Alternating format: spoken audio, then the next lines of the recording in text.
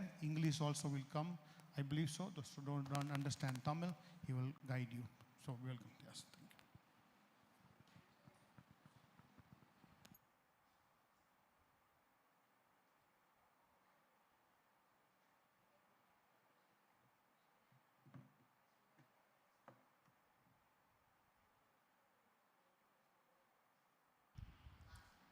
தேவனுடைய நாமத்துக்கு மகிமை உண்டாகட்டும்.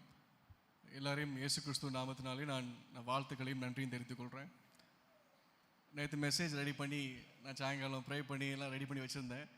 அப்போ ஒரு போதகர்கிட்ட ஒரு கால் வந்துச்சு. கால் பண்ணி கன்ஃபர்மேஷன் கேட்டாங்க, இதை மாதிரி நீங்கள் மெசேஜ் இன்னைக்கு கொடுப்பீங்களா அப்படின்னு சொல்லி. நான் ரெடி பண்ணிவிட்டேன், நான் வந்துடுறேன் அப்படின்னு சொல்லியிருந்தேன். சரி, எவ்வளோ நேரம் பேசணும் அப்படின்னு கேட்டேன். 45 நிமிஷம் பேசணும் அப்படின்னாங்க. அப்புறம் ஒரு ரெக்வஸ்ட் அந்த போதகர் வச்சார், 12:15 முடிச்சிங்கன்னா நல்லா இருக்குமே அப்படின்னு சொல்லி சொன்னாங்க. அப்போ நான் சொன்னேன், அப்போ அதே தலைப்பை வச்சிடலாமா நம்ம அப்படின்னு சொல்லி. ஏன்னா எங்கள் ஆத்துமாக்களுக்கு 12:15 முடிச்சிட்டிங்கன்னா சந்தோஷமாக இருப்பாங்க அப்படின்னு சொன்னாங்க. சோழனை கால் பண்ணி பேசிகிட்டு இருந்தாங்க. ஒரு வேடிக்கைக்காக நான் சொல்ல வரேன், நடந்த விஷயம் உண்மைதான். நான் முடிஞ்ச வரைக்கும் சீக்கிரம் முடிச்சிடுவேன், ரொம்ப நேரம் எடுக்க மாட்டேன். இன்றைக்கி நம்ம பார்க்க போகிற ஒரு ஒரு ஒரு நபரை குறித்து பார்க்க போகிறோம். அந்த நபரை நீங்கள் கொஞ்சம் கெஸ் பண்ணுங்கள். நான் யாரை பற்றி பேச போகிறேன்னு சொல்லி நீங்கள் கெஸ் பண்ணுங்கள். நான் 2 க்ளூ கொடுக்கேன். ஒன்று இவர் பேரில் பைபிளில் புஸ்தகம் இருக்குது. இது ஃபர்ஸ்ட் க்ளூ. செகண்ட் பார்த்தீங்கன்னா, ஆண்டவர் இவரை குறித்து அதிகமாக பேசிக்கிறார். நான் இயேசு கிறிஸ்துவை பற்றி சொல்லலை, உங்களுக்கு தெரிஞ்சிருக்கணும். ஃபர்ஸ்ட் க்ளூலே கெஸ் பண்ண முடியுதா? இவரை குறித்து ஆண்டவர் நல்லா பறைசாட்டியிருப்பாங்க. ஏதாவது கெஸ் பண்ண முடியுமா யாராவது? இல்லையா? யோப், கரெக்ட். யோப் புஸ்தகத்தை குறித்து தான் பார்க்க போகிறோம். நான் நிறைய இடத்துல இந்த யோபு புஸ்தகத்தை குறித்தும் அந்த சம்பவங்களை குறித்தும் நிறைய தடவை நான் பேசியிருக்கேன். அது என்னமோ தெரியல, யோபு புஸ்தகம் பார்த்தீங்கன்னா நீங்கள் விலாவாரியாக டைம் கிடச்சி நீங்கள் வாசித்து தியானம் பண்ணிங்கன்னா உங்களுக்கு நிறைய விஷயம் அதில் ஒரு அனுபவம் கொடுக்கும். யோபோடைய அனுபவத்தை நம்ம அப்படியே வாங்கிக்கலாம். இன்னைக்கு எதுக்கு போய் ஒருத்தர் ஒரு கதை கேட்கும் பார்த்தீங்கன்னா, அவர் சொன்ன அந்த கதையில் அவர் பட்ட அனுபவத்தை அவர் அனுபவிச்சிருப்பாரு, அவர் பாட்டு அனுபவிச்சிருப்பாரு. ஆனால் அந்த கதையில் நான் ஒரு விஷயத்தை கற்றுக்கிட்டு அந்த அனுபவத்தை நானும் கற்றுப்பேன். இன்னைக்கு யோபு புஸ்தகத்தை வாசிக்கும் போது நமக்கு ஒரு நல்ல ஒரு அனுபவம் கற்றுக் கொடுக்காங்க. யோபு புஸ்தகத்தில் நம்ம மொத்த கதையும் பார்க்க போகிறோம். யோபு 1லேருந்து யோபு கடைசி வரைக்கும் பார்க்க போகிறோம். எப்படி 20 நிமிஷத்தில் என்னால் முடிக்க முடியும்னு தெரியல. நான் முடிஞ்ச வரைக்கும் நான் நேரத்துக்கு முன்பதாகவே நான் முடிக்க பார்க்கேன். 12:30 முன்னாடி நான் முடிக்க பார்க்கேன். எப்படி இருந்தாலுமே யோபு புஸ்தகத்தில் பார்த்தீங்கன்னா, கடவுள் ஒரு தடவை இல்லை, 2 தடவை இல்லை, கிட்டத்தட்ட 3 தடவை பார்த்தீங்கன்னா யோபை குறித்து மறுபடியும் சொன்ன விஷயம் யோபு 1ஆம் அதிகாரம் 1ஆம் வசனம் சொல்லப்பட்டிருக்கும். அந்த மனுஷன் உத்தமனும் சன்மார்க்கனும் தேவனுக்கு பயந்து பொல்லாப்புக்கு விலகிறவனுமாய் இருந்தான் என்று சொல்லப்பட்டிருக்கு. இப்போ இதே விஷயம் பார்த்தீங்கன்னா 8ஆம் வசனம் சொல்லப்பட்டிருக்கும். இதே விஷயம் பார்த்தீங்கன்னா 2ஆம் அதிகாரத்தில் 3ஆம் வசனம் சொல்லப்பட்டிருக்கும். மறுபடியும் யோபு ஒரு நீதிமான், ஒரு சன்மார்க்கன், தப்புக்கு பயந்து வாழ்பவன், கடவுளுக்கு தப்பை விட்டு விலகி வாழ்பவன், கடவுளுக்கு பயந்து வாழ்பவன் சொல்லப்பட்டிருக்கும். இன்னைக்கு நம்ம யாரும் பார்த்தீங்கன்னா, நம்ம ஒவ்வொருத்தரும் கிறிஸ்தவர்கள். இன்னைக்கு நமக்கு என்ன அடிப்படையாக தேவைன்னு பார்த்தீங்கன்னா, இன்னைக்கு நாம் ரட்சிக்கப்பட்டிருக்கிறோம். நமக்காக கிறிஸ்து இந்த உலகத்துக்கு அவர் ரத்தம் சிந்தி, அவர் நமக்காக உயிர் தெழுந்து, அவர் நமக்காக அவர் மீட்பு கொடுத்தார், ரட்சிப்பு கொடுத்தார்.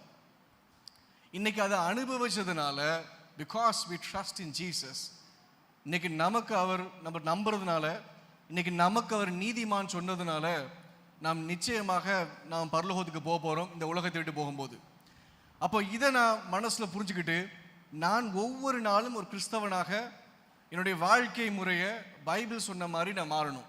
முதல்ல பைபிள் சொன்ன மாதிரி என்னுடைய வாழ்க்கையை மாற்றணும்னா, நான் முதல்ல என்னுடைய எண்ணங்களை மாற்றி ஆகணும். அதுதான் அடிப்படையாக. அதுதான் இன்னைக்கு நீங்கள் உள்ள என்ன இருக்கோ அதான் வெளியே வரும். நான் கிறிஸ்தவனாக ஞானஸ்தானம் எடுக்கிறேன், கிறிஸ்தவனாக என் பேரை மாற்றுறேன், என் மதத்தை மாற்றுறேன், நான் சபை வைக்க, நான் பைபிள் காலேஜ் படிக்க, நான் சபை வைக்க, ஆராதனை பாடுறேன், நான் பிரசங்கம் பண்ணுறேன். ஒரு நாள் என்னை கல்லறையில் வச்சு முடிச்சுடுறாங்க. நான் இது செய்வதனால் கிறிஸ்தவன் கிடையாது. இது ஒரு வெளியரங்கமான விஷயம். ஆனால் அந்த ஞானஸ்தானம் எதுக்கு எடுக்க போனேன்? அந்த சபை எதுக்கு நான் நிறுவ போனேன்? இந்த சபையில் நான் என்ன பிரசங்கம் பண்ணியிருந்தேன்? இதற்காக நான் எப்படி மறித்தேன், இந்த வேலையை செஞ்சு மறித்தேன். அப்போ உள்ளார்ந்த ஒரு மாற்றம் வராம நமக்கு எந்த ஒரு பலனும் கிடையாது. இப்போ யோபு வாழ்க்கையில பார்த்தீங்கன்னா அதான் ஆண்டவர் சொல்வாரு, நீ ஒரு நல்ல ஒரு நீதிமான் ஆண்டவர் வெளியே பார்த்து சொன்னாரா, அவருடைய ஆசீர்வாதத்தை பார்த்து சொன்னாரா? இல்லை, அவருடைய உள்ளத்தை பார்த்து ஆண்டவர் சொல்றாரு, இவன் ஒரு நீதிமானா இருக்கிறான் அப்படின்னு சொல்லப்பட்டிருக்கு. நீதிமான் என்பது நன்மையும் தெரியும் தீமையும் தெரியும், தீமையை விட்டு விலகுவது தான் நீதிமான்கிற அர்த்தம், வேறு எதுவும் கிடையாது. சன்மார்க்குங்கிறது உண்மையா இருக்கிறது, ட்ரஸ்ட் வர்த்தி, ஹானஸ்டா இருக்கிறது, நியாயமா இருக்கிறது. தன் குடும்பத்துக்காகட்டும், தன்னுடைய சமுதாயத்துக்காகட்டும், தன்னுடைய சபையிலே ஆகட்டும், தனக்கு ஆகட்டும், சரினா சரி, அதான். என் பொண்ணு செஞ்சதுனால அது சரி, என் பையன் செஞ்சா சரியில்லைன்னு சொல்ல முடியாது. சரினா சரி, அதான் சன்மார்க்க குணம், அதான் சன்மார்க்கங்கிறது. எல்லா இடத்துலையுமே ஒரே மாதிரி இந்த ஸ்டாண்டர்டில் நிற்கிறது. தேவனுக்கு பயந்து வாழ்வது ஒரு சாதாரண விஷயம் தான். ஒவ்வொரு கிறிஸ்தவனும் தேவனுக்கு பயந்து வாழணும், அது எல்லாருக்கும் தெரிஞ்ச விஷயம்தான். வேதம் சொல்லுது, தேவனுக்கு பயந்து வாழும் போது நமக்கு ஞானம் கொடுக்கப்படும் சொல்லப்பட்டிருக்கு. அந்த ஞானத்தை வச்சு நம்ம கரெக்டாக வாழ்ந்துடலாம். அடுத்து சொல்லப்பட்டிருக்கு, பாவத்துக்கு விலகி வாழ்வது, தீமைக்கு விலகி வாழ்வது. இந்த 4 விஷயத்தையும் யோபு பார்த்தீங்கன்னா அவர் உள்ள செஞ்சுட்டு வந்தார். முதல்ல அவர் உள்ள ஒரு நீதிமானாக மாறுறாரு, உள்ள ஒரு சன்மார்க்கனாக மாறுறாரு, உள்ள ஒரு தேவனுக்கு பயந்த மனுஷனாக மாறுறாரு, உள்ள ஒரு பாவத்துக்கு விலகி ஓடுற மனுஷனாக மாறுறாரு. இப்படி 4 குணங்கள் அவருக்குள்ள இருக்கிறதுனால தான் கடவுள் பார்த்தீங்கன்னா மறுபடியும் இவரை மாறி கடவுள் ஒவ்வொரு இடத்துலையுமே பறைசாட்டுவார். இதுதான் யோபுடைய வாழ்க்கை. இப்படி இருக்க யோபுக்கு பிரச்சனை வருது. எல்லாருக்கும் அந்த கதைகள் தெரியும், அந்த கதைக்குள்ள நான் போக விரும்பல. பிரச்சனை வருது, எல்லாம் அழிக்கப்படுது. அவருக்கு ஒவ்வொன்றா போகும். அவருடைய ஒட்டகம் முதல்ல போகும், அதுக்கப்புறம் அவருடைய கழுதைகள் எல்லாம் போகும், அதுக்கப்புறம் எருது போகும், அப்புறம் எல்லாம் ஷீப்ஸ், எல்லாம் ஆடுகள் எல்லாம் காணாமல் போயிடும், எல்லாமே அழிஞ்சு போயிடும். அது விலவரையே சொல்லப்பட்டிருக்கும், எதனால் எப்படி போச்சு அப்படின்னு சொல்லப்பட்டிருக்கும். திடீர்னு பார்த்தீங்கன்னா சொல்லப்பட்டிருக்கும், சேபியர்கள் அவருடைய எருதையும் அவருடைய கழுதையும் கொண்டுட்டு போயிடுவாங்க. அப்புறம் பார்த்தீங்கன்னா வானத்திலேருந்து ஒரு நெருப்பு உருவாகி மொத்த அவருடைய அந்த ஆடும் அவருடைய வேலைக்காரன் செத்து போயிடுவாங்க. அப்புறம் பார்த்தீங்கன்னா சால்தியர்கள் சொல்லப்பட்டிருக்கும், அவங்க அவருடைய ஒட்டகங்களை களவாண்டுட்டு போயிடுவாங்க.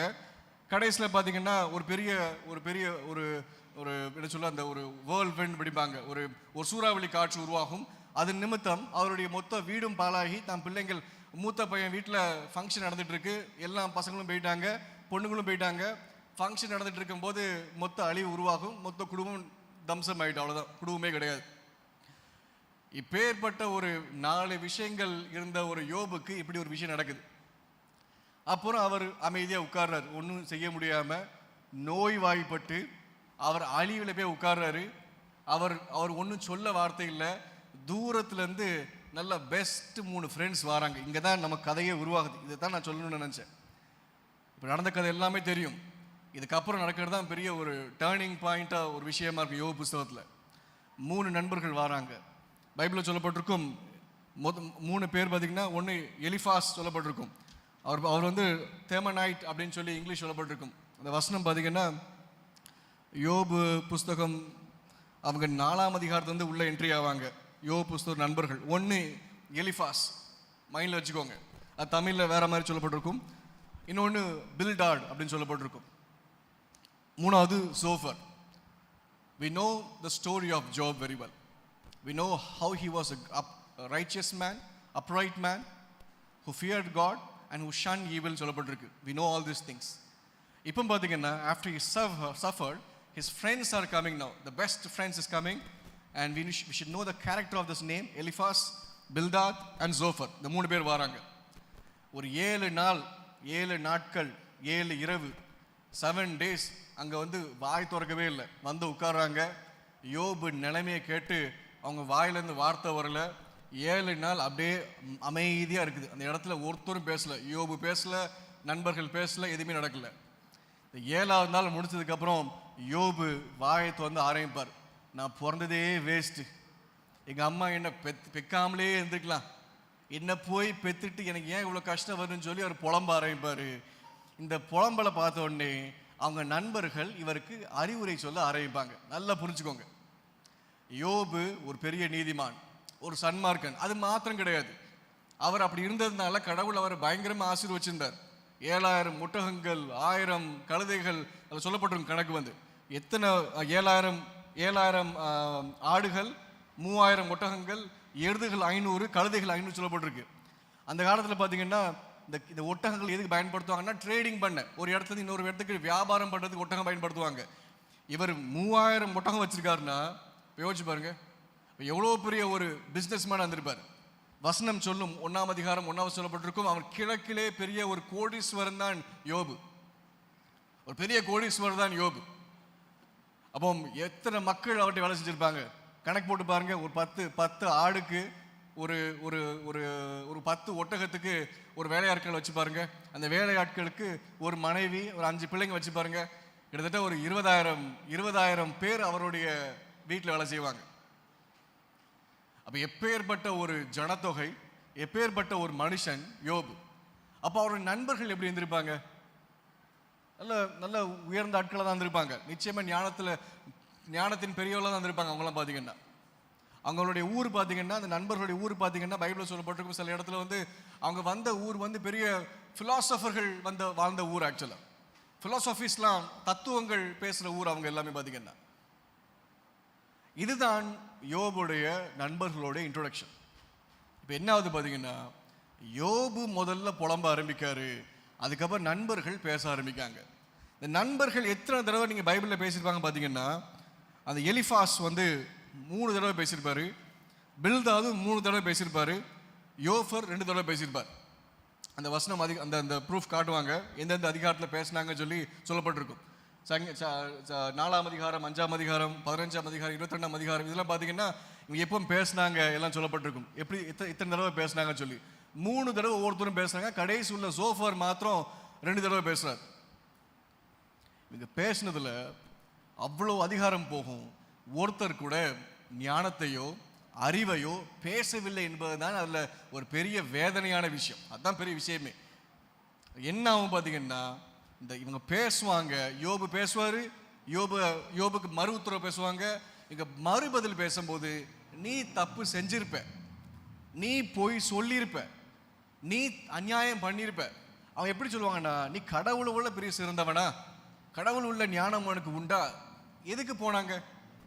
யோபுக்கு ஆறுதல் செல்ல போனவங்க தான் இந்த நண்பர்கள். ஆனா போன இடத்துல என்ன பேசினாங்க? இன்னைக்கு நம்ம என்ன பேசுறோம் யோசிச்சு பாருங்க. இன்னைக்கு நம்ம மனைவிட்டையோ கணவன்கிட்டையோ ஒரு வீட்டுக்கு போறோம், ஒருத்தங்க பார்க்க போறோம், நம்ம என்ன வார்த்தைகள் பேசுறோம்? நாம் பேச வார்த்தைகள் முக்கியம், நல்லா புரிஞ்சுக்கோங்க. இந்த பைபிள்ல 3 தடவை இவங்க பேசினான்னு தெரியுதா, ஆனா கடவுள் ஒரே இடத்த சொல்லி முடிச்சிருப்பார். அந்த யோபு புஸ்தகத்துல 38ஆம் அதிகாரம் 1ஆம் வசனம் 2ஆம் வசனம் சொல்லப்பட்டிருக்கும், அப்பொழுது கர்த்தர் பெருங்காற்றிலிருந்து யோபுக்கு உத்தரவாக அறிவில்லாத வார்த்தைகளினால் ஆலோசனையை அந்தகாரப்படுகிற இவன் யார்? இதுதான் கடவுள் கேள்வி கேட்பாங்க. இன்னைக்கு நம்ம யோசிக்க வேண்டிய விஷயம் என்னன்னா, இன்னைக்கு நம்ம கிறிஸ்தவர்களாக இருக்கிறோம் என்றால், இன்னைக்கு நம்ம எத்தனை தடவை நம்ம வாழ்க்கையில அறிவில்லாத வார்த்தைகளை பேசி குடும்பத்துல பிரச்சனையை கொண்டு வரோம், ஈகோ காட்டுறோம், குடும்பத்தை சமாதானத்தை கெடுக்கிறோம், சபைகளை பிரிவினை கொண்டு வரோம். நம்ம யோசிச்சு பாருங்க. நமக்கு பிடிக்குதோ பிடிக்கலையோ, இது கிறிஸ்து உருவாக்கின விஷயம். இந்த சபை கடவுள் சொன்ன விஷயம். கடவுள் இதைத்தான் எதிர்பார்த்தார். 2000 வருஷத்துக்கு முன்பதாக அவர் சிலுவை போகும்போது, என்னை ஆராதிக்க யாரும் எருசலேம் வர தேவையில்ல, அவங்க எல்லாம் சபையா கூடுவாங்க, அவங்க எங்கெல்லாம் கூடுகை செய்யறாங்களோ அங்க வந்து நான் அற்புதம் செய்ய, அடையாளம் செய்ய, அவங்களோடு இருப்பேன், அவங்களோட இறைவனாக இருப்பேன் என்று ஆண்டவர் சொல்றாங்க. நான் இஸ்ரேல் இந்த வருஷம் ஜனவரி மாதம் போயிருந்தேன். இப்போ இஸ்ரேலில் பார்க்கும்போது சீலோ அப்படிங்கிற ஒரு இடத்துக்கு நான் போயிருந்தேன். அங்கே தான் பார்த்தீங்கன்னா தேவனுடைய கூடாரம் பல வருஷங்களாக அங்கே தான் இருந்துச்சு. அந்த இடத்துக்கு போய் பார்த்தேன், எல்லா பக்கமும் வெறும் வனாந்தரம் தான், இப்போவும் வனாந்தரமாக தான் இருக்கு. தேவனுடைய கூடாரம் வச்ச இடம் அங்கே தான் எல்கனாவும் அவருடைய மனைவியும் அண்ணாலும் வந்து தனக்கு குழந்தை வேணும்னு சொல்லி அழுதாங்க. அங்கே தான் எலி தீர்க்கதரிசனம் உழைச்சாரு, அங்கே தான் அவர் இறந்து போனார். அங்கே தான் சாமுவேல் சின்ன வயசுலேருந்து ஒரு பெரிய தீர்க்கதரிசியாக அந்த சிலோங்கிற இடத்த தான் வளர்க்கப்படுறாரு.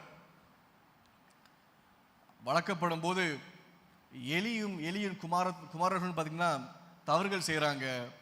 ஆனால் சாமுவேல் வந்து தேவனுடைய வார்த்தைக்கு பயந்து நல்ல ஒரு மனுஷனாக மாறி வரார். இதுதான் விஷயம். அங்கே வந்து அப்போ கூடாரம் எங்கே இருக்கோ, தேவனுடைய ஆசரிப்பு கூடாரம் எங்கே இருக்கோ அங்கே கடவுள் போனார். இன்னைக்கு ஆண்டவர் சொல்றாரு, சபை எங்க இருக்கோ நான் வர அப்படிங்காரு. அதையும் தாண்டி ஆண்டவர் சொல்றாங்க, நீங்க எங்க கூடுறீங்களோ நான் அதான் சபை அப்படின்னு சொல்லி முடிச்சிட்டார். அப்ப இன்னைக்கு நம்ம பேசுகின்ற வார்த்தைகளும் நம்ம யோசிக்கிற விஷயமும் அறிவுள்ள விஷயமா இருக்கதான் யோசிச்சு பார்க்கணும். ஞானமுள்ள விஷயமா இருக்கதான் யோசிச்சு பார்க்கணும். இடி பேச வேணாம் அப்படிங்கிற பைபிள் தான் சொல்லுது. அறிவுள்ள விஷயம் இல்லையா, நீ பேசுற வார்த்தை மற்றவங்களுக்கு சுகம் கொடுக்கலையா, நீ பேசுற வார்த்தை மற்றவங்களுக்கு தேன் போல காணப்படவில்லையா, வாயை மூட்டு சும்மா இருங்க அப்படிங்கிறது பைபிள் வந்து கெடுக்க வேணாம் அப்படின்னு சொல்லி.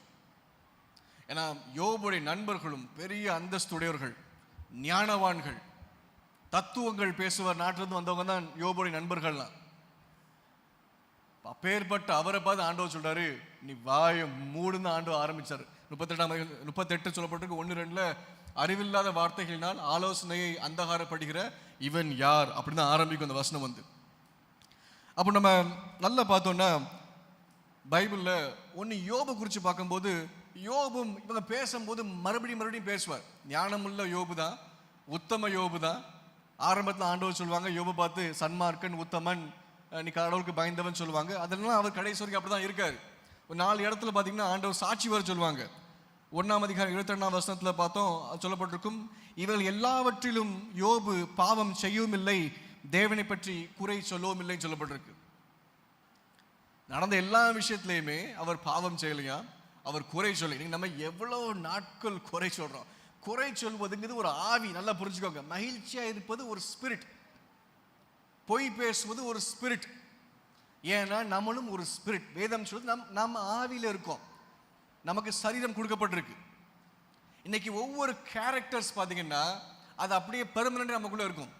இன்னைக்கு நம்ம வந்து நம்ம அமைதியாக இருக்கோம்னா, அந்த அமைதியாக இருக்கிற ஆட்களை பார்த்தீங்கன்னா வீட்டிலே அமைதியாக இருப்பாங்க, பஸ்ஸில் போகும்போது அமைதியாக இருப்பாங்க, சபையில் வரும்போது அமைதியாக இருப்பாங்க. இதெல்லாம் அமைதி என்ற குணம், அது வந்து மாறாது அவங்களுக்கு வந்து. இப்போ சின்ன பிள்ளைங்க பார்த்தீங்கன்னா சில டைம் பேசிட்டே இருக்கும், சர்ச்சிலையும் பேசும், வெளியே பேசும். அது அந்த பிள்ளைங்களோட குணம், அது கியூரியாசிட்டியில் அது பேசும், அது பேசிட்டே தான் இருக்கும். இது வந்து குணம். இப்போ அதே மாதிரி பார்த்தீங்கன்னா பொய் சொல்வது ஒரு குணம், அது மாறாது நமக்கு, அது நமக்குள்ள நிரந்தரமாக அப்படியே இருக்கும்.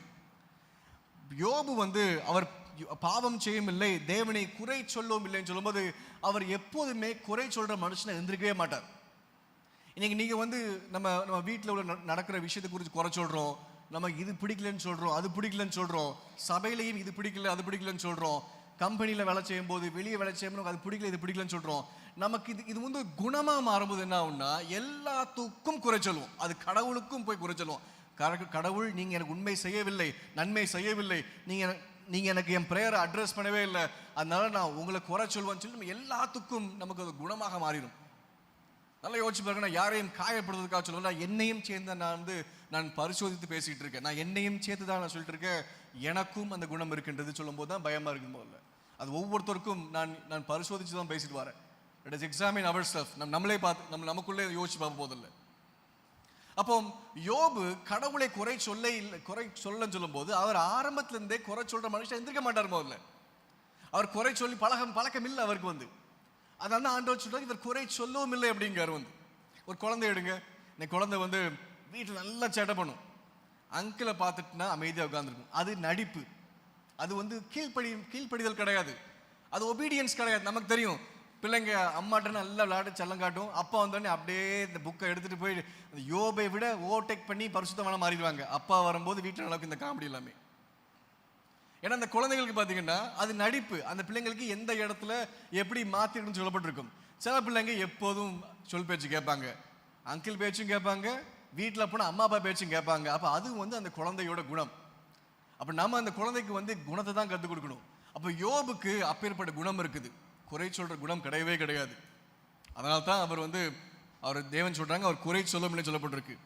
திருப்பி வந்து பார்த்தீங்கன்னா அவங்க மனைவின்னு சொல்லுவாங்க, நீங்கள் எப்படி இருக்கீங்களே பிசாட்டி சொல்லிட்டு செத்து தான் போயிருங்களேன், கடவுள் உண்மை உள்ளவர் இல்லைன்னு சொல்லி செத்து போயிருங்களேன், நீங்கள் எதுக்கு தேவையில்லாமல் பிடிவாதத்தில் உட்காந்துருக்கீங்கன்னு சொல்லி மனைவியும் சோதிக்கும். அப்போ சொல்லப்பட்டிருக்கும் அவர் முகாந்திரம் இல்லாமல் அவனை நிர்மூலமாக்கும்படி நீ என்னை ஏவின போதிலும் அவன் இன்னும் தன் உத்தமத்திலே உறுதியாய் நிற்கிறான். இது வந்து ஆண்டவர் சொல்லுவாங்க சாத்தான்கிட்ட பார்த்து, அவன் இன்னும் உத்தமத்தில் இருக்கான், அவன் இன்டெகிரிட்டி அவன் விடவே இல்லை, he is standing in his own integrity, he has got the quality of being honest அப்படின்னு ஆண்டவர் சொல்றாரு.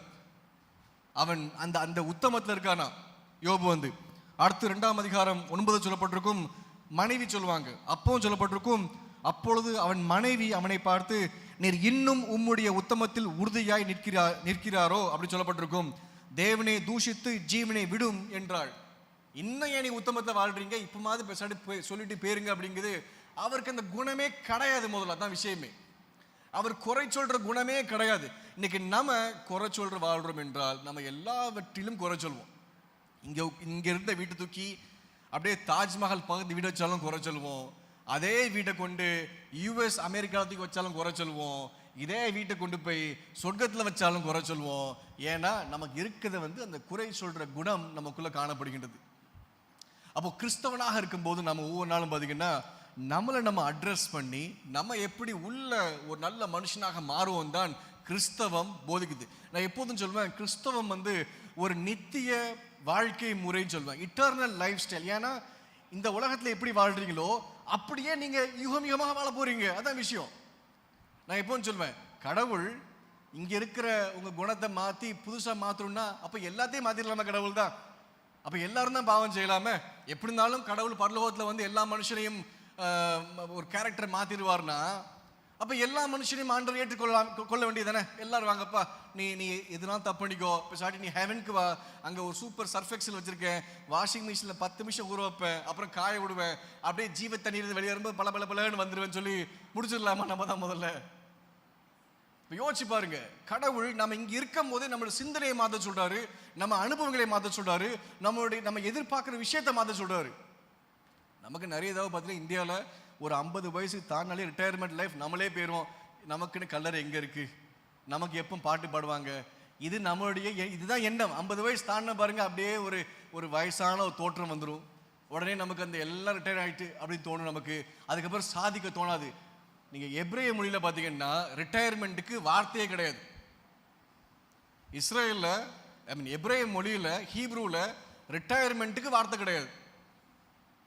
ரிட்டையர்மெண்ட்டுக்கு எப்படி வார்த்தை எல்லாம் போச்சு? அங்கே வார்த்தையே கிடையாது, அங்கே ரிட்டையர்மெண்ட்டும் கிடையாது. 80 வயசு 85 வயசு 90 வயசு ஆனாலும் சரிதான், அவங்க ஓடி போய் என்ன சாதிக்கணுமோ சாதிக்க பார்க்காங்க, அவ்வளோதான். இன்னைக்கு என்னுடைய பார்ட்னர் பார்த்தீங்கன்னா அவர் யூதர். நான் அடிக்கடி சொல்லியிருக்கேன், என்னுடைய கம்பெனியில் என்னுடைய பார்ட்னர் யூதன். அவருக்கு 65 வயசு ஆகுது, இன்னொருத்தருக்கு 66 வயசு ஆகுது. அவர் இன்னைக்கும் ஓடுறாரு, அவர் சுற்றிட்டே இருப்பார், அங்கே போகிறேன் இங்கே போகிறேன் அப்படிம்பார். ஆக்சுவலாக நான் கேட்பேன், ரிட்டையர்மெண்ட்டே கிடையாது, எங்கள் மொழியிலே கிடையாது அப்படிம்பாரு. எங்கள் ஊரில் தான் ரிட்டையர்மெண்ட் எக்கச்சக்கமாக இருக்க, வாலண்டியர் ரிட்டையர்மெண்ட்லேருந்து எல்லா ரிட்டையர்மெண்ட் எங்கள் ஊரில் இருக்குன்னு, அப்படி ஒரு மொழியே கிடையாது அப்படிங்காரு. அப்படி ஒரு வார்த்தையும் கிடையாது. இது ஃபேக்ட், இது சத்தியம். இது அந்த மொழியை கொடுத்ததும் கடவுள் தான், நல்லா புரிஞ்சுக்கோங்க. அந்த மொழியில் ஆண்டவர் ரிட்டையர்மெண்ட்டே வைக்கல. அப்போ ஏன் நீங்கள் ரிட்டையர்மெண்ட் ஆகுறீங்க? நீங்கள் இன்னும் ஓட வேண்டியதானே, இன்னும் கடவுளுக்காக சாதிக்க வேண்டியதானே, இன்னும் நீங்கள் உங்களுக்கு அனுபவம் இருக்குது, உங்களுக்கு ஆற்றல் இருக்குது, உங்களுக்கு நண்பர்கள் தெரியும். அப்போ இன்னும் நீங்கள் நிறைய தேவனுக்காக செய்ய வேண்டுமே. ஏன் ரிட்டையர்மெண்ட்டோட ஏஜுக்குள்ளே நம்ம போகிறோம்? ஏன்னா நம்மளுடைய குணம் அது எல்லாம் பார்த்தீங்கன்னா நமக்குள்ளே உட்காந்துக்கிடும், வெளியே போகாது. சரி, அடுத்து பார்த்தீங்கன்னா 2ஆம் அதிகாரம் 10ஆம் வசனம் சொல்லப்பட்டிருக்கும். அதற்கு அவன், நீ பைத்தியக்காரி பேசுகிறத போல பேசுகிற, தேவன் கையிலே நன்மையை பெற்ற நாம் தீமையும் பெற வேண்டாமோ என்றான். இவைகள் எல்லாவற்றிலும் யோபு தன் உதறினாலே பாவம் செல்லவில்லை. சரி, என் கன்க்ளூஷன் பார்த்தீங்கன்னா ஆரம்பத்திலேருந்து பார்த்தீங்கன்னா யோபு எந்த இடத்துலையுமே அவர் பாவம் செய்யவில்லை, குறை சொல்லவில்லை. அதான் சொல்ல, நான் பாவம் சொல்ல விரும்பலை. நான் எப்போதும் சொல்வேன், நம்ம பாவம் சொல்லக்கூடாது, என்ன தப்பு செஞ்சோமோ அதுதான் சொல்லணும். அப்போ தான் நமக்கு கான்ஷியஸாக மனசில் வரும். நம்ம அன்னைக்கு மனம் திரும்பும்போது சிகரெட் அடிக்கூடாதுன்னு நினச்சோமே, ஆண்டவரே சிகரெட் அடிக்கூடாதுன்னு சொன்னேன், அதனால நான் இன்னைக்கு நான் அடிக்க போகும்போது எனக்கு மறுபடியும் அது ஞாபகம் வருது, அதனால் அடிக்காமல் பார்த்துக்கோங்க ஆண்டவரேன்னு சொல்லி நமக்கு அப்போ தான் அந்த கான்ஷியஸ் உருவாகும். நான் வேடிக்கை எப்போன்னு சொல்லுவேன், நீங்கள் ஒரு தவறு செய்கிறீங்க, செஞ்சுட்டு போய் ஒரு ஜட்ஜை பார்க்கிங்க, ஜட்ஜிட்ட போய் சொல்கிறீங்க, ஜட்ஜ் நான் பாவம் செஞ்சுட்டேன், என்னை தூக்கி ஜெயிலில் போடுங்க அப்படிங்கிங்க. ஜட்ஜு கேட்பாரு, இது இப்போ என்ன பாவம் செஞ்ச? நான் பெரிய பாவம் செஞ்சேன். இல்லை நீ என்ன செஞ்சேன்னு சொல்லு. நீ தவறு செய்தியா, கொலை செய்தியா, நீ திருடினியா, யாராவது அடிச்சியா, யார் இடத்த அபகரிச்சியா? நான் பாவம் செஞ்சேன். ஜட்ஜு நினைப்பாரு, இவனை தூக்கி மென்டல் ஹாஸ்பிட்டல் தான் போடணும், முதல்ல இவன் தெளிவில்லாமல் இருக்கான் அப்படின்னு சொல்லி. ஏன்னா செஞ்ச தவறுக்கு தான் தண்டனை கொடுக்கப்படும். அப்போ இன்னைக்கு நாம் பாவம் செய்தோன்னு சொல்றதை விட நாம் என்ன செய்கிறோமோ அதை மனம் திரும்பும்போது நம்ம போகும்போது தான் நமக்கு அதுக்கு ஏற்ற ஒரு விடுதலையும் ஆண்டவர் கொடுப்பாங்க. ஏன்னா நம்ம கான்ஷியஸாக சொல்கிறோம், ஆண்டவரே இந்த தவறுலேருந்து எனக்கு விடுதலை பண்ணுங்க ஆண்டவரே, இந்த பலவீனத்திலிருந்து விடுதலை பண்ணுங்க ஆண்டவரே, இந்த வீக்னஸ்லேருந்து விடுதலை பண்ணுங்க ஆண்டவரே சொல்லி ஆண்டவர் போய் நம்ம கேட்டு நிற்கும். இது வேணாம் ஆண்டவரே சொல்லி. இப்போ அதை தான் ஆண்டவர் பார்ப்பார். பரிசுத்தாவியன் பார்ப்பாங்க, ஞானமுள்ள பையனா இருக்கான், இவன் ஞானமுள்ள பொண்ணா இருக்கா. ஏன்னா இவன் எந்த இடத்துல முன்னேற்றம் வேணுமோ, எந்த இடத்துல பலன் வேணுமோ அந்த இடத்த தான் அவன் கரெக்டாக கேட்கறான்னு சொல்லி ஆண்டவர் நம்மளை குறித்து ஆச்சரியப்படுவாங்க, நம்மளை ஆசீர்வதிப்பாங்க. அதான் முக்கியமான விஷயம். அப்போ நம்ம பார்த்த விஷயத்துல பார்த்தீங்கன்னா எந்த இடத்துலையுமே யோபுடைய நண்பர்கள் வந்து நல்ல ஒரு விளக்கம் கொடுக்கவே இல்லை. எந்த இடத்துலையுமே ஆண்டவர் கடையை சொல்லி முடிச்சிருப்பாங்க, நீ தயவு செய்து வாயை மூடு. நல்லா யோசிச்சு பாருங்க, ஆண்டவர் இந்த கான்வர்சேஷன்லாம் பார்த்துட்டே இருக்காரு, டென்ஷனாக கீழே வராரு, இப்போ வாயை மூட்டு போங்கப்பா, உங்களால் பேச முடியாது தெரிஞ்சுன்னு சொல்லி. ஆனால் இதுக்கு நடுவில் ஒரு ஹீரோ வருவார், ஏலிகூட ஒரு கதாபாத்திரம் வரும். அவர் வந்து எல்லாத்தையும் பேசிட்டு போயிடுவார். அது பிரச்சனை கிடையாது, அது எல்லாருக்கும் தெரியும்னு நினைக்கிறேன். ஏலிகு தான் அவர் பார்த்துட்டே இருப்பார் 3 பேர் பேசுறத. அப்புறம் ஏலிகு சொல்வார், நான் நினச்சேன் நீங்கள் வயசு மூத்தவங்களா இருக்கீங்க, அனுபவசாலியாக இருக்கீங்க, உங்கள்கிட்ட இருந்து ஞானம் வரும்னு நினச்சேன். நீங்கள் பண்ண வேலைக்கு யோபே பாவம் செய்கிற அளவுக்கு ஆக்கிட்டார். ஆக்சுவலாக நிறைய இடத்துல யோபே வாய் தவறி போய் அவர் நீதியை பற்றி பேச ஆரம்பிச்சுவார். நான் நல்லவன் தானே அப்படின்னு ஆரம்பிச்சிருவார். இவங்க பண்ண வேலையில் யோபே பாவம் செஞ்ச போயிருப்பார் ஆக்சுவலாக. ஆனால் எலிகு சொல்வார், நான் நினச்சேன் வயசுனால உங்களுக்கு ஞானம் இருக்குன்னு சொல்லி. இப்போ எனக்கு தெரிஞ்சுட்டு வயசின் முதிர்ச்சியில் ஞானம் வராது, எந்த மனிதனுக்குள்ள கர்த்தருடைய ஆவி இருக்கோ அந்த மனுஷன் தான் ஞானம் உள்ளவனா இருப்பான்னு சொல்லி எலிகு அந்த வசனம் சொல்லி முடிப்பார். அது 32ஆம் அதிகாரம் நினைக்க. 32ஆம் அதிகாரத்தில் 32 தானே, 32 ஆமாம், 5ஆம் வசனம்.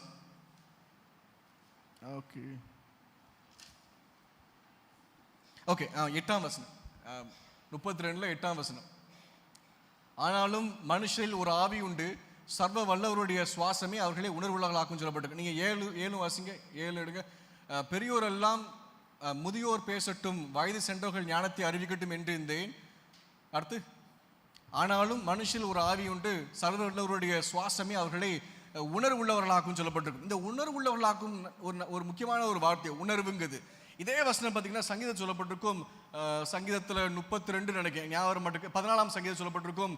1ஆம் அதிகாரத்தில் கர்த்தர் வந்து வானத்திலிருந்து பார்த்துட்டு வராராம்.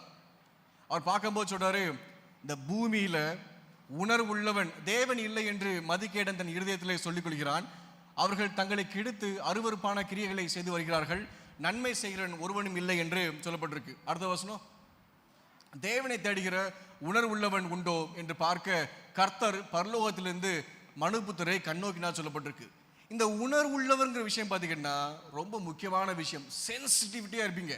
கடவுளுக்காக மாத்திரம்தான். அது என்ன கடவுள், நம்ம கடவுளுக்கு விரோதம் போகிறது, அது என்ன தவறு செய்கிறது, அந்த சென்சிட்டிவிட்டி நமக்கு மறத்து போயிட்டு.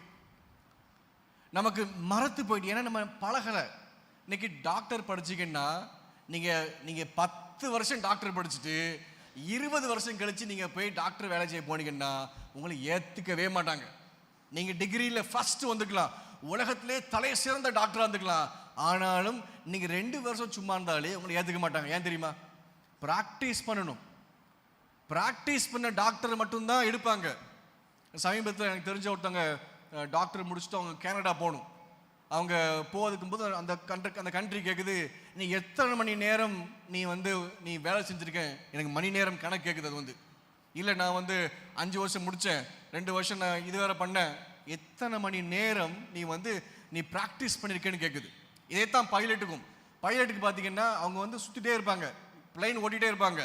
அவங்க ஒரு டைமில் பீரியடில் ஒரு 2 மாதமோ 1 மாதமோ உட்காந்துருப்பாங்க. அந்த கேப்பில் அவங்க எத்தனை மணி நேரம் ஓய்வு எடுத்தாங்க கேட்பாங்க. நீ எத்தனை மணி நேரம் உன் பழைய நீ சுற்றுனதுக்கும் இப்போ எத்தனை மணி நேரம் ஓய்வு இருக்குன்னு கேட்பாங்க. அந்த ஓய்வு ஒரு வழி அவங்களுடைய ரூல்ஸ் படி மாறிட்டுனா இதர் மறுபடியும் போய் கோர்ஸ் படிச்சுட்டு அவர் ப்ராக்டிஸ் பண்ணிட்டு வரணும். நான் ஒருத்தர்கிட்ட கேட்ட கதை இது. நான் பர்னாம்பேட் சொல்லி ஒரு வெள்ளூர் பக்கத்தில் ஒரு ஊழியத்துக்காக போயிருந்தேன். அங்கே ஒருத்தர் பைலட் முடிச்சுட்டு அவர் இந்த பைலட் லைசன்ஸ் காமிச்சாரு, எல்லாம் காமிச்சாரு. ஆனால் அங்கே உட்காந்து இங்கிலீஷ் கோச்சிங் நடத்திட்டு இருக்காரு. நான் கேட்டேன், நீங்கள் பைலட் முடிச்சுட்டு நீங்கள் ஏன் இங்கே உட்காந்துருக்கீங்க கேட்டேன். அவர் சொல்கிறாரு, நான் படித்ததெல்லாம் சரிதான், படித்ததுக்கப்புறம் கொரோனா வந்துச்சு, என்னால் ப்ராக்டிஸ் பண்ண முடியலை, என்னுடைய அந்த ப்ராக்டிஸிங் டைமில் லேப்ஸ் வந்துட்டு என்னை வந்து அக்செப்ட் பண்ண மாட்டேங்காங்க, என் படிச்சதெல்லாம் வீணா போயிட்டு நான் மறுபடியும் எனக்கு அந்த ப்ராக்டிஸிங் அந்த கோச்சில் சேர்ந்து 42 மணி நேரமாவது நீங்கள் ஓட சொல்கிறாங்க அப்படிங்காங்க. 42 இல்லை 100 தடவை சம்திங் ஓட சொல்லியிருக்காங்க மினிமம். அதுக்கு மறுபடியும் அவர் லட்சக்கணக்கான ஃபீஸ் கட்டணும். இவர் ஃபீஸ் கட்ட வாயும் இல்லை, கடைசியில் இங்கிலீஷ் டீச்சிங் பண்ணிட்டு இருக்காரு. இது நடந்த கதை வந்து. அப்போ இதே தான் நீதிக்கும், இதே தான் நீதிமானுக்கும். இன்னைக்கு நம்ம என்ன வாசிக்கமோ அதை ப்ராக்டிஸ் பண்ணாட்டி நமக்கு உணர்வு இல்லாமல் மறந்து போயிடுவோம். உணர்வு இல்லாமல் மறந்து போகும்போது ஆண்டவர் கேட்பாரு, உனக்கு அந்த வசனம் ஞாபகம் இருக்கா கேட்பாரு. மனப்பாடம்னு ஆண்டவர் சொல்லுவேன். ஆண்டவர் சொல்லுவாரு, நீ இந்த வசனத்தின்படி வாழ்ந்து எத்தனை நாட்கள் ஆச்சுன்னு கேட்பாரு. நான் கிட்டத்தட்ட ஒரு 20 வருஷம் ஆச்சுமே. ஆண்டவர் சொல்லுவாரு, நீ தேவையில்லை, நான் சொன்ன வார்த்தையை நீ அடுத்த நிமிஷம் செய்யாம நீ எதுக்கு பிரசங்கம் பண்ண, நீ எதுக்கு பரலோகத்துக்கு வந்திருக்க, நீ மறுபடியும் நீ எங்கேயாவது சுத்து போ, அவ்வளோதான், நரகத்துக்கு தான் போய் அவன வழியே இல்லை. அப்போ நம்ம இதெல்லாம் யோசிச்சு பார்க்கணும். நீ கிறிஸ்தவனாக இருக்கும்போது நம்ம யோசிக்க வேண்டிய விஷயம் பார்த்தீங்கன்னா, யோபை போல சன்மார்க்கன், உத்தமன், தேவனுக்கு பயந்து வாழ்பவன், தீமைக்கு விலகி வாழ்பவன். இதில் இந்த முதல் 2 விஷயம் பார்த்தீங்கன்னா, இந்த உத்தமன் சன்மார்க்கன் நம்ம பண்ண தேவையில்லை, நமக்காக ஒருத்தர் பண்ணிட்டார். அதுதான் பெரிய விஷயமே. இன்னைக்கு நான் நீதிமானாகவும் சன்மார்க்கனாக ஓட அவசியம் இல்லை, எனக்கு ஒருத்தர் செஞ்சிட்டார், எனக்காக ஒருத்தர் மறிச்சார். அவர் சொல்றாரு, நான் உன் பாவத்தை சுமந்தது உண்மை என்றால் நீ என் நீதியை சுமக்குது உண்மை. அவ்வளவுதான் விஷயம். அதை நீங்க நம்பினீங்கன்னா வந்து நீங்க என்னுடைய அப்பத்துல என்னுடைய ரத்தத்துல நீங்க பானம் பண்ணுங்க அப்படி முடிச்சிட்டார். அப்போ இன்னைக்கு அவர் செய்ததுனால நான் அது விவரிச்சு காட்டுறேன். சங்கீதக்காரர் சொல்றாங்களா, தேவனுடைய வார்த்தையை நான் விவரித்து காட்ட ஆசைப்படுறேன் அப்படிங்காரு. இன்னைக்கு நான் விவரித்து காட்ட நான் ஓடி போறேன். ஆண்டவர் நீதிமான் சொல்லிட்டாருப்பா, அப்ப இனி நீதியின்படி தான் வாழ்வேன். ஆண்டவர் என்ன சன்மார்க்கன் சொல்லிட்டாரு, இனி சன்மார்க்கனாக வாழ்வேன். அடுத்த 2 விஷயம் பார்த்தீங்கன்னா, தேவனுக்கு பயந்து வாழ்வது, தீமைக்கு விலகி ஓடுவது. இது உங்களுடைய சோதனையின் நேரம். அதுதான் விஷயம்.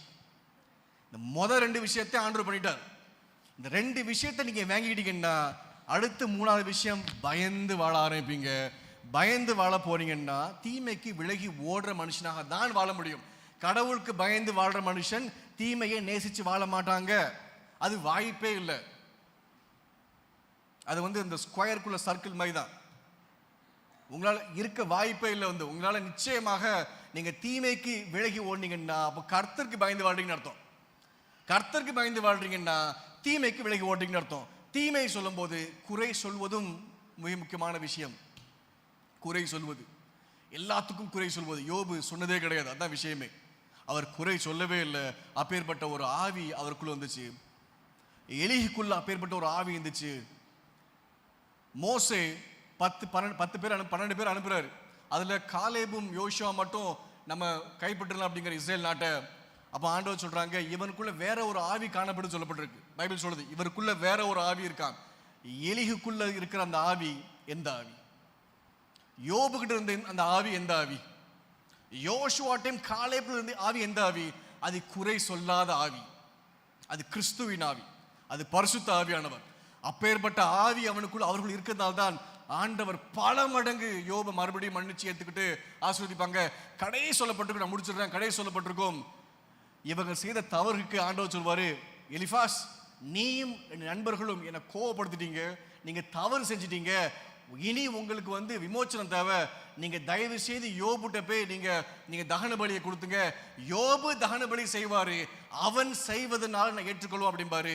அதே மாதிரி யோபு இவங்களுடைய தகன பலி ஏற்றுக்கொள்வாரு, அதை ஆண்டவர் ஏற்றுக்கொள்வார்.